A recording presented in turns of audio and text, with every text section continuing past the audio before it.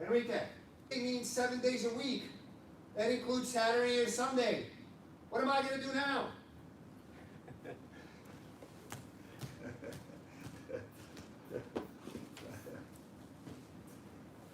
All right, guys. I thought it was going to be solo with us for half an hour. We'll come to episode 21 or 22? 22. Are you sure? All right, guys. Anyways, we're here every day. I know some of my friends, and you guys know who you are. You say, I train every day, Monday through Friday. I train every day, and they say, oh, what does that mean? I train Monday through Friday. So Saturday or Sunday are not days. Somehow they end with a day. Anyway, so long story short, I hope I don't break. If I don't break, I'm committed to doing this every day. So, guys, we're going to get right to it. Today, what I thought we would do is do some leg lock defenses. It's a vast area, so we're not going to be able to take a systematic approach. We're going to take more of a situational approach. So start piling on with questions, guys. Give me specific scenarios, and we're going to work with those scenarios. All right? I'm sure somebody's going to ask me this one. We'll walk up. Sure, somebody's going to get it better. I'm sure somebody's going to ask me this one. The question is, yes, you can escape this if you have enough time to turn your toes outside and buy yourself enough time before your leg snaps.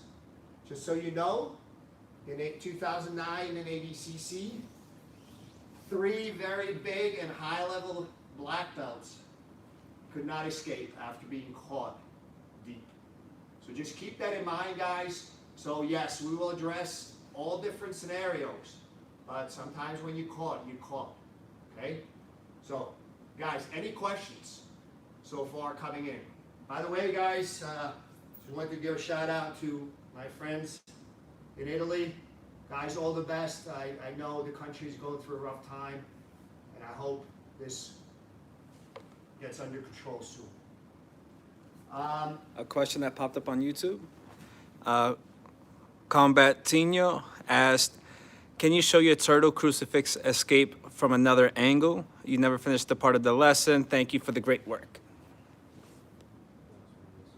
Okay, so we'll make an exception. We're going to go into that and then from straight into leg lock defenses. So, Enrique puts me in a crucifix. All right. Now, I will try to drive over his body, but if he does a good job, he's going to be on the side. And as I'm trying to drive over his body, he just keeps adjusting. Okay, you can put it on a little bit better. So, guys, what I'm looking to do is I'm trapped. All right. There is one way to escape, and I hope this is the angle that's good. Let's turn. I hope you should have warmed up better. So, there is one way to escape. What I need to do is I need to slide down. But do you see my position? Yeah, I will escape the crucifix, and I will, if I'm caught in this is what I'm going to do for sure. I will do this. But understand that you're about to go into another horrible position. At this point, I'm going to try to free my arm and somehow create a scramble. But, you know, Enrique can try to triangle me. That escape is not going to be that easy. So understand that if you escape the crucifix, and you can escape it, you are giving up a hugely, hugely bad position where he has multiple follow-ups. But it is possible. You can escape from that. Again, if you get caught in a bad position, deal with the submission first. Okay, so crucifix, you got a crucifix submission. So that's, I don't like, again, I don't teach that submission. I teach it as a form of control, but not as a submission, because a lot of people don't have the level of control to sort of feel like, okay, slow it down, I need to slow it down to give my training partner or opponent a chance to tap. Also, in some tournaments, it is illegal to manipulate the spine. So let's look at it one more time, but understand that it is very bad positioning. So there is a reason why these positions are called bad positions, because if you escape it, a lot of times you go into another bad position. But I'd rather go from bad position to slightly less bad position, to slightly less bad position, to neutral, skip neutral, and go after him. So let's look at it again.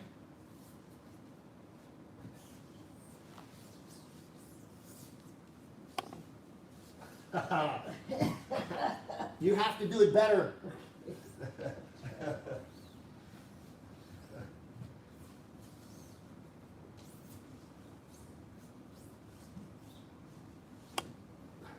All right, so this time he did it better. Now, again, I would try to drive over his body, but if he's hipping out, he's keeping me on my side. So as I'm trying to drive over, he keeps hipping out. Which foot? No, it's okay. I can take a little pain. Don't worry. My right hand is in trouble. All right, it's extended. I can take it, but if he hips out more, so I have to act with haste. Okay. So what I'm trying to do is I'm trying to slow down his movement, but I'm going to try to create a tighter angle towards his body and drop my head. So right now, I'm out of that dangerous situation.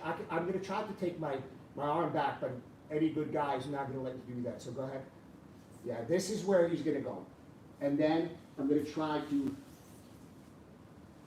scramble out. Oh, we're doing this?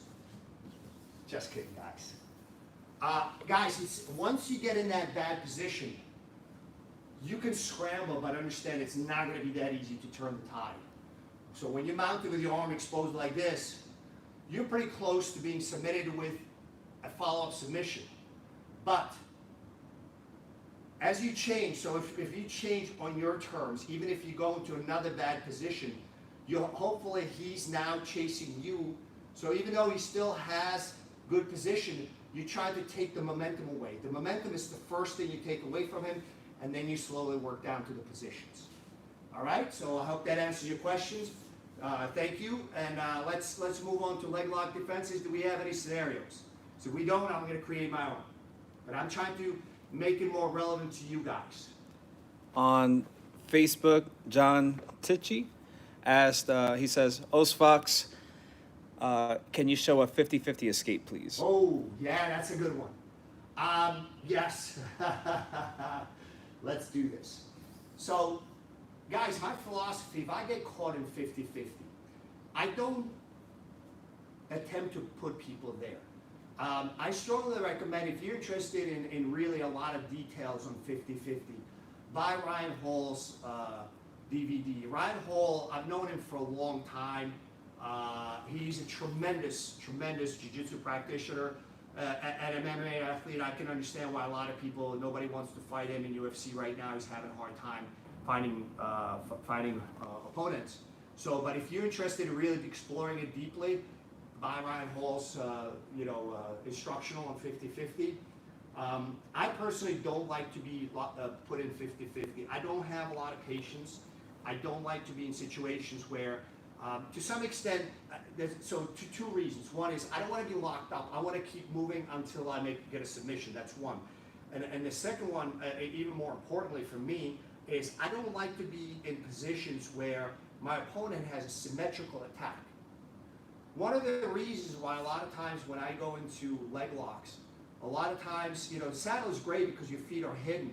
But if he defends fairly quickly and gets his feet in and suddenly one of your feet gets exposed, a lot of times when your legs are under attack, or you are actually starting the attack, and you might actually have a structurally better position, you've initiated, you're a step ahead or 2 steps ahead, but your training partner has more flexibility than you and is able to actually turn things on you. So in the 50-50, just almost by definition 50-50, he has a symmetrical attack.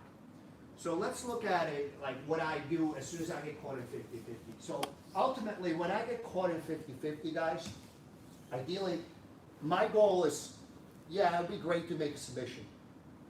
But if I can't, my goal is to escape, to just get out so I can resume my usual game, all right? So, first thing, when I'm at 50-50, what I'm trying to do is make my knee, my right knee, in which case is trapped between his, all right?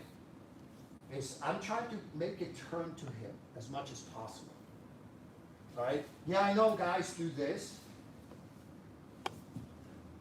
you know, just to score points, to get a sweep. But, you know, Enrique can now score points. And again, in a rule set where heel hooks are allowed, my heel just got exposed. All right?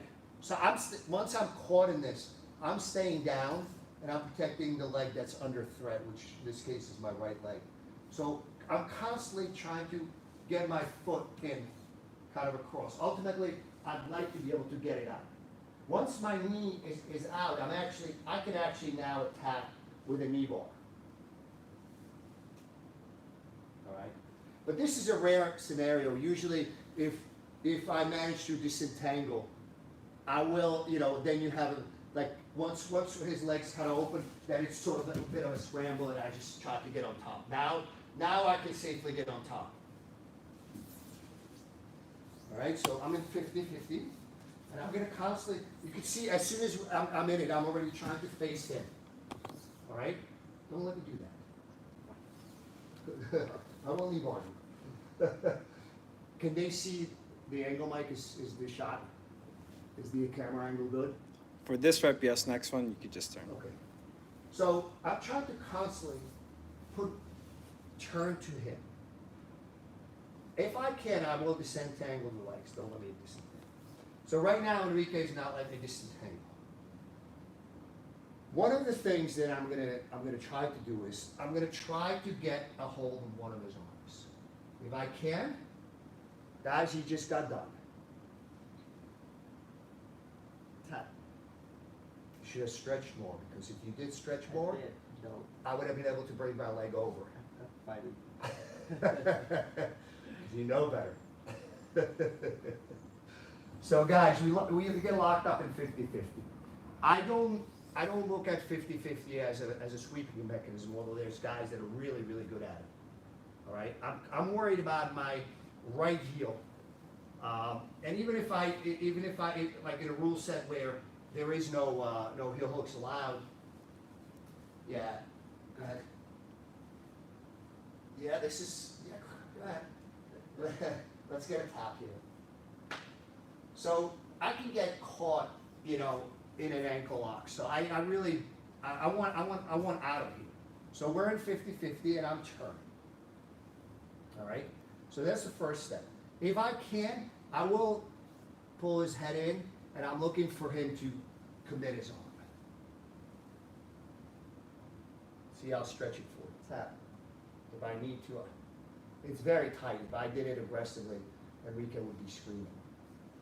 The other one, a lot of times, so as we're fighting, I'm trying to keep reaches with the other hand. Say hello to my little friend, Mr. Ude Gatame. Tap. From Japan. All right? So I'm trying to tie up one of his arms. That gives you a chance for a quick submission. A savvy guy will not let you do that. So now, as we're fighting here, I'm constantly trying to adjust my knee in. Don't let me do that. So if I can do this, guys, I'm good. All right? I'm not worried about my right foot anymore. Yeah, there is a bit of a, you know, he can attack toe hold, which I have to worry about. But now, when that happens, he has to sort of start to change, and I'm looking for disentanglement. So long story short, what I'm looking for from 50-50 is to disentangle and get out. I don't like to be in 50-50. If I was good at 50-50 as Ryan Hall is, I probably would be there more often, but my game is different, although I do appreciate a lot of his other aspects of his game. I do appreciate 50-50 too, but it's not just something that I tend to get engaged in a lot. I'm not super inflexible, but I've been to positions where I had a structurally better position. I initiated, and somehow the guy just grabbed on and cranked, and I was forced to tap. So I'd rather not be in that position. I hope that answers your question. Let's have another scenario. Yes. That's how to cut you off. No problem. On YouTube, Redman says, "Hey, Coach, love from Liverpool." Hi. And on Facebook, Bobby Clutcha asked, Hi, Bobby. "Can we go over defending a drop back into inside Ashi Garami when the guy has inside position with his legs?" Yes, we can. Bobby, just so you know, and I know there's other of my students, some of the people say sometimes people can't watch it live. During the week, they might be working, even if they're working from home, they watch it when they finish work, so they watch it later on, but,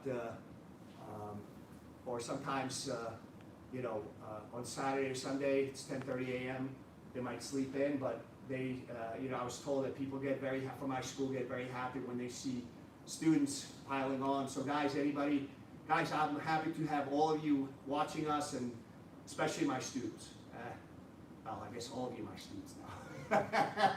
Welcome. So you know what we're doing? All right.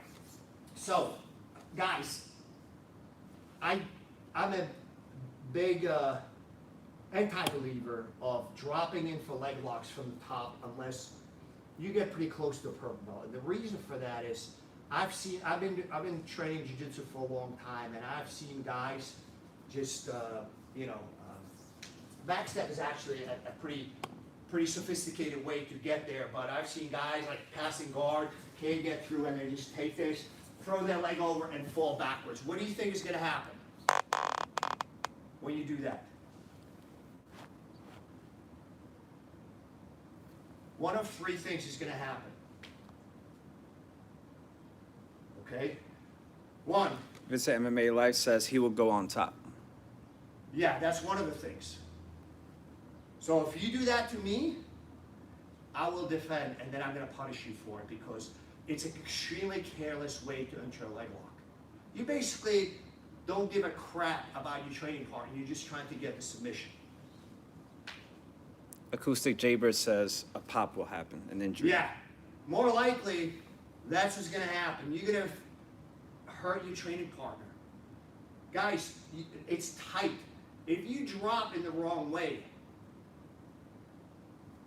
you will actually catastrophically, what I mean by that, I know we all want to get back to normal training, but catastrophic means 6 to 9 months minimum, not training. Is that worth that tap? This is careless. It's, pardon my French, kids, it's shit, okay? Dropping into a leg lock from here, I don't care. So just here, it's shit. There is no control over the leg. It's just sort of, you might be as well shooting darts in all different directions, see what you can hit. And the third one is you might actually get it in a controlled manner with a tap. Frankly, that's the least likely one to happen. Most likely one is either he's going to be hurt or he's going to escape. So don't do that. All right? So now we go back to the question. So this is the question.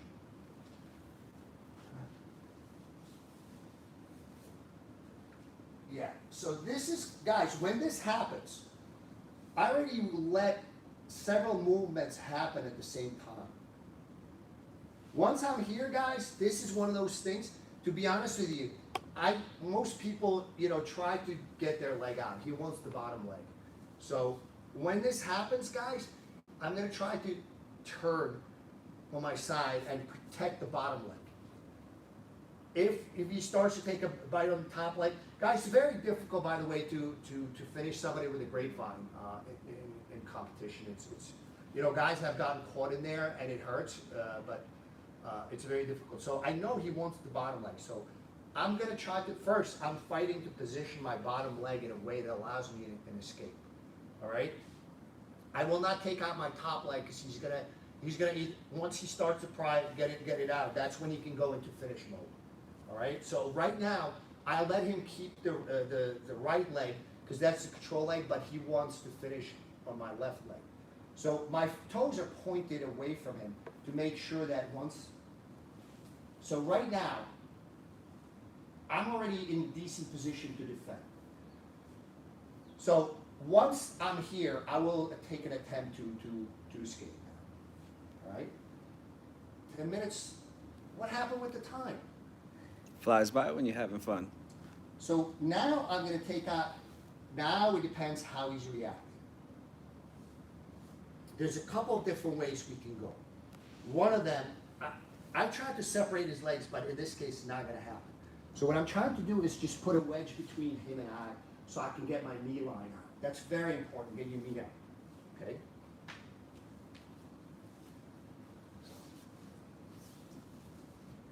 Yeah, make it good, yes. So now guys, when you're defending leg locks, arm locks, this is a very important movement. I know I haven't talked about it a lot. To me, it's become intuitive. It was not intuitive when I started in jiu-jitsu. I was born into jiu-jitsu. I straighten out and I kind of pull. So I'm making this kind of shrimping movement. Right now, I'm concerned about my left foot. So my right foot almost keeps him there, keeps him occupied until I'm ready to defend the bottom foot. So if I'm here, guys, I will not extract my, yeah, this is a problem. At this point, you basically kind of screwed. What I would try to do if that happens, I would try to get my foot on him, see if I can get my knee line. If yes, if not, be ready to tap very fast. So I'm concerned about my bottom foot. Now I'm in a position to start to defend. So if he tries to just, I'm gonna try to get my foot on him. Once I can free my knee line, I'm good. But if he starts to invert, I'm gonna try to put myself back on top. All right? Now, once I have weight on that foot, now I'm gonna work to extract it, which is gonna be, it's not gonna be easy, but at least now I'm in a position to defend. Okay? Now let's go back to see what happens. I missed opportunities to defend it before it got really, really deep. All right? So, guys, an ounce of prevention is worth powder cure.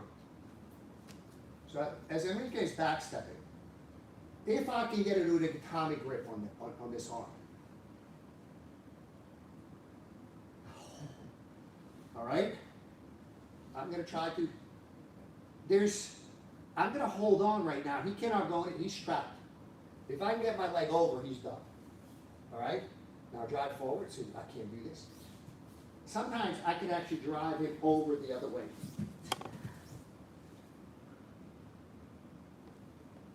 Okay? So, that's an intermediate defense. We're actually going backwards. We work from the worst case scenario to medium case scenario. And here's the best case scenario where I read it before. So I'm playing Del Hiva. I turn to him. Say hello to my little friend. That's the best case scenario. Reading it quickly and early, where I don't even get to a position where he starts to control one or both legs. I know he's attempting to do it, but he didn't get there yet. With leg locks, guys, in particular,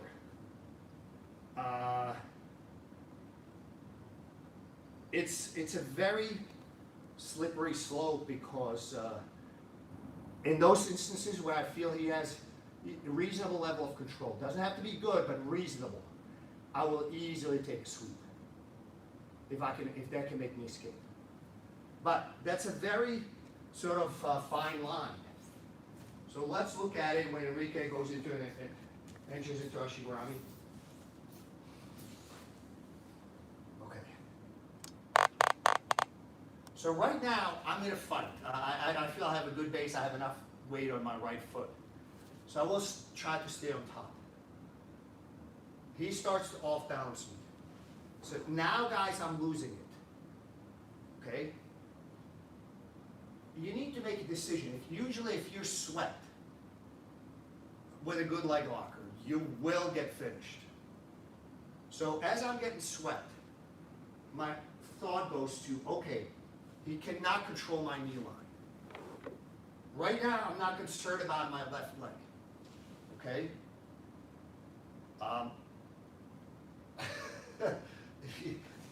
How's that? I'm trying to explain things, and he's off balancing me. So, as I'm falling, guys, he has good control over my leg, but I also know that during the impact, things are going to loosen up a little bit. No impact yet. In the impact, that's my chance to get my knee line back. My backup plan is, and I'm not concerned about this knee line, you got to prioritize. This is my top priority right now. If I can get my knee line back, there's a possibility of a follow-up attack. So that's gonna be my address, number one. Number two is if there's a follow-up attack. So as I'm going down, guys, I'm looking to move away. This gives me enough, and now I'm looking to look for a follow-up attack. Okay? My philosophy of this, I tell my students, unless you're an expert leg locker, if you fail with a leg lock, most people will defend it by, falling down. It could be voluntary, could be involuntary. The involuntary is called a sweep. If you are attacking and the guy falls and you feel like you cannot finish, you do not have good control, then you get on top. Get on top. All right. I think that's a good policy, especially unless you're like a specialist. If you're not a specialist, that's in leg locks. This is a good policy. All right, and you can see even like very, very high level guys, Oliver Taza, obviously, Gordon, Gary, that when a lot of times when they go for a leg lock, it fails, they get on top. And then the reason again for that is that as people, even though you like attacking from the bottom, you have a great guard, you have great leg attacks, a lot of opportunities are made in the transitions. All right? So let's look at it again. So this time, and I have to read this quickly, all right? So as he's back stepping, and then I just lift. He has an underhook. So one of two things is going to happen. I can either scissor my legs and fight to get him back on top, or I'm just going to heist up. So even though he has underhooks, I don't really have anything to do on it. But if how do you escape this?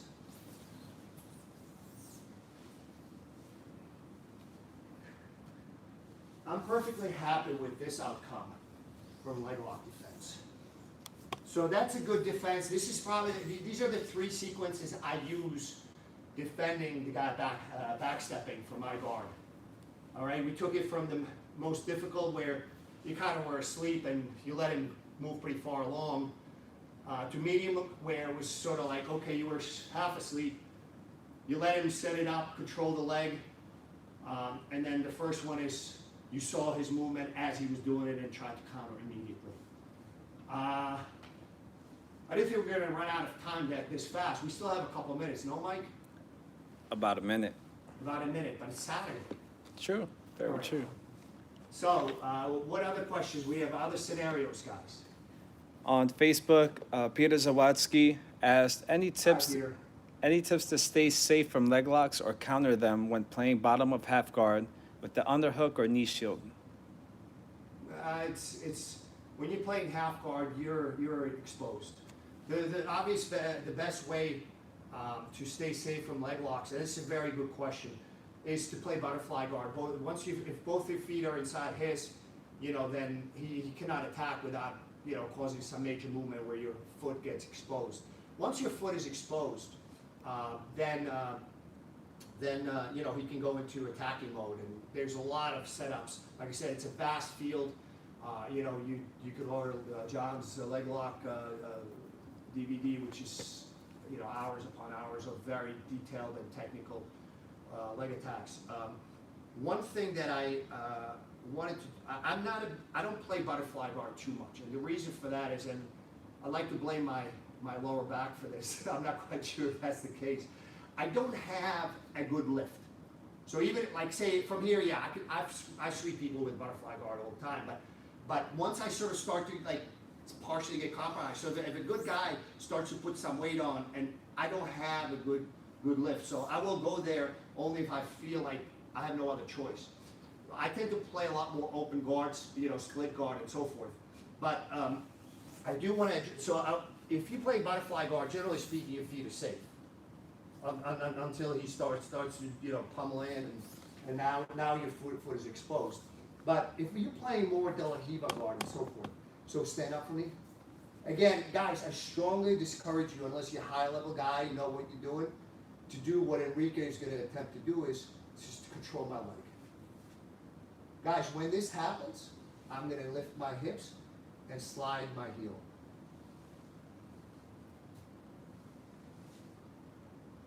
Okay? So again, this is, you know, anytime I'm playing this guard and I feel my guy, the guy controlling the foot, I just lift my hips and invert my foot in. Let's turn around so they can see this. It's actually a very good drill because, so if you're playing more, so I don't play butterfly guard here too much, but I will play.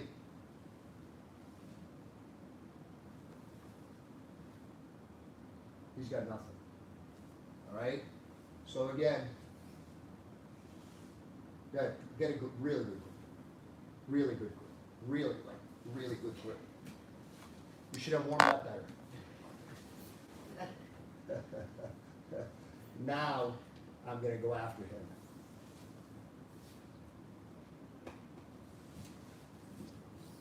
So if you want to keep me safe, play a lot of butterfly guard. If you don't play a lot of butterfly guard, beware anytime. So if you play like a longer guard, like I do, a split guard, De La Riva, I try to have my foot on his hip where it's not threatened. Okay? But as soon as I feel him get my foot outside his hip and slightly past his hip, I immediately lift my hips and bring my heel back in. I hope that answers your question. He says, thank you. I usually try to switch to butterfly when I know the other guy's a leg locker. However, half guard is my go-to game. Yeah, I would, you know, there's Bernardo Faria and Tom DeBlas are really good experts at half guard. That's the DVDs I would focus on. I don't play a lot of half guard. I don't, usually when I'm training or rolling with people, I don't care what they're experts in. I don't want to be just defending. I want to go after them. So I will try to impose my game rather than sort of take their game away. I don't know if that makes sense. Yeah, if usually in half guard, generally speaking, you know, and the guys that are really good at it also have very good leg locks, and the reason for that is, yeah, you can sort of start to elevate people as you're framing out. You can start to elevate and attack, but also, you know, your feet are vulnerable at that point. You can look at some very, very high level matches. For example, Effion Davies, and she fought in ADCC, I believe it was the finals. You know, she's got great leg locks, and I think she actually initiated the leg lock attack in the final and wound up getting caught herself. So a lot of times when your feet are exposed, or even if you know if your opponent's feet are exposed and yours are as well, you know, then you're vulnerable.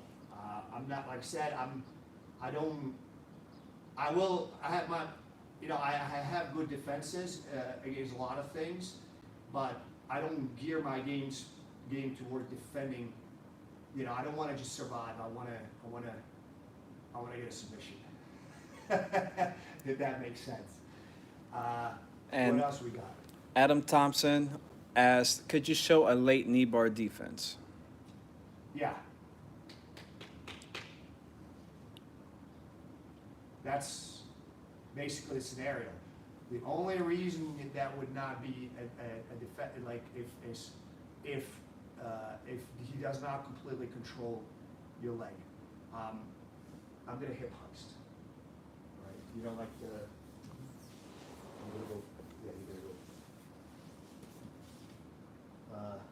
Yeah, this is kind of late already. No, let me get on top of it. So, you know what I'm saying? Like say I'm here, and I hip heist. All right. So this is pretty late. All right. If I can turn my foot, I can escape this.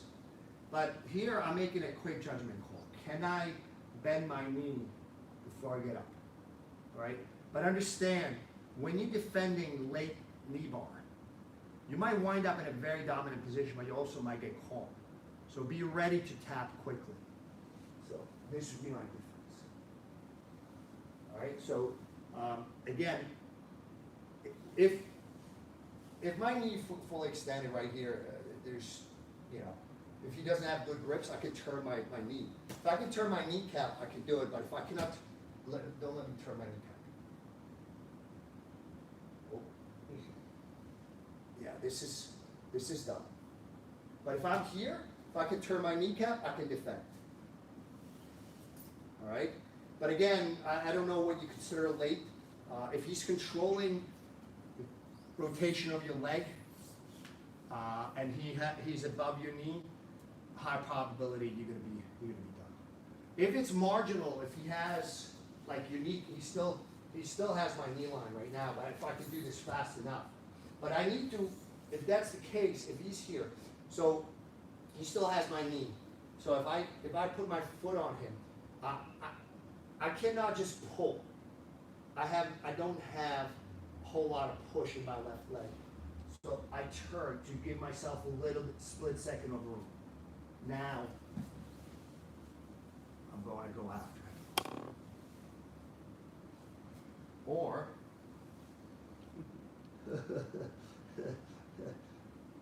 so I hope that answers your question. Anytime, guys, especially, you know, with knee bars, you know, if you're in the world championship and you want to take a pop and you're gonna win, by all means do it. But if you're training, you get caught late, just be ready to tap. You know, because you can always try to figure out what you did wrong and how you could do it better, rather than sort of like, oh, I think I can escape this. What else we got, Mike? On YouTube, Caleb Throop said, awesome. If we are favoring the knee bar, any tips for keeping Uke's hips from turning away and rotating into inside Ashi or Sankaku? So I'm doing the knee bar. Are we talking about the offense or are we talking about the defense? While we wait for his response, Vincent MMA Life asked, Coach, how do you go for a heel hook from open guard? I've seen you hit the knee bar from that position. Usually I will go into a heel hook if he defends the knee bar. The defense against the knee bar is to bend the leg. So once you get the bend in the leg, I'm going to go for a heel hook. I like knee bars for two reasons. You know, as you've heard, my back has been screwed up since I was a kid. So usually with knee bar, it's pretty much a straight arch. With heel hooks, it's an arch and a twist. So that's reason number one why I prefer knee bars. And reason number two why I prefer knee bars is almost by definition, if you go for a knee bar, you're controlling the guy's leg. So, you know, if I control his leg, so if he defends by bending it, you always have the heel hook available to you. And Caleb responded, offense, so you're doing the knee bar. Okay. Let me set it up from the guys, again, I'm a big fan. If you're going to try to knee bar people, do it from the bottom. So I have the knee bar in a weekend. And what's the question now?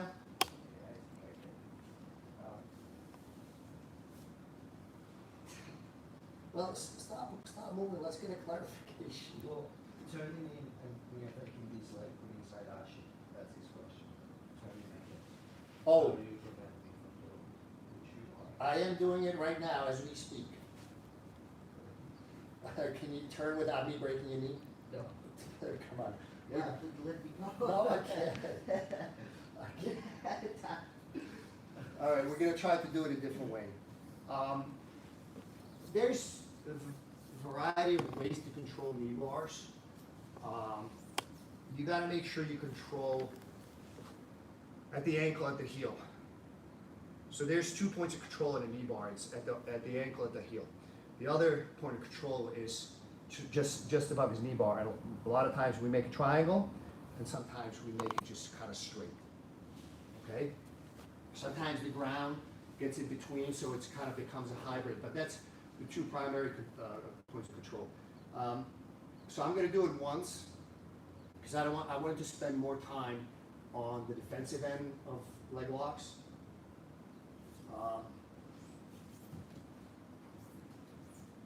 So let's do this good. So Enriquez, I'm going for an arm lock. He stands up.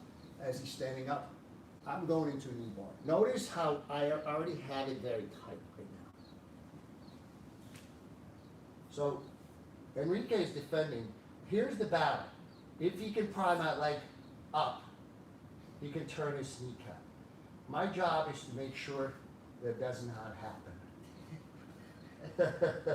So I want to try to keep my left leg heavy, tuck, and apply the pressure. I'm actually pushing my left leg down, but I'm also making sure this, if he prevails, tap, tap, tap.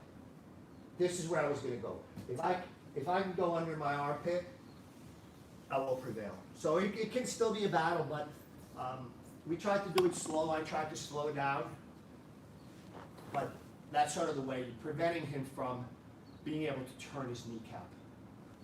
And the reason why he's prying the top leg is that will allow him to turn his kneecap. He's basically, he would have removed one of the 2 points of control that I need for a knee bar. All right, guys, how much? I think we went over, no? Yeah, it's 42 minutes. Oh, all right. We start like a Swiss strain and we try to finish like a Swiss strain, but we don't. I'm surprised nobody asked about Estimalock defense. All right, guys. So let's regroup tomorrow, 10:30 a.m. Eastern Time. Guys, again, stay well. Try to take care of others. I'll see you tomorrow.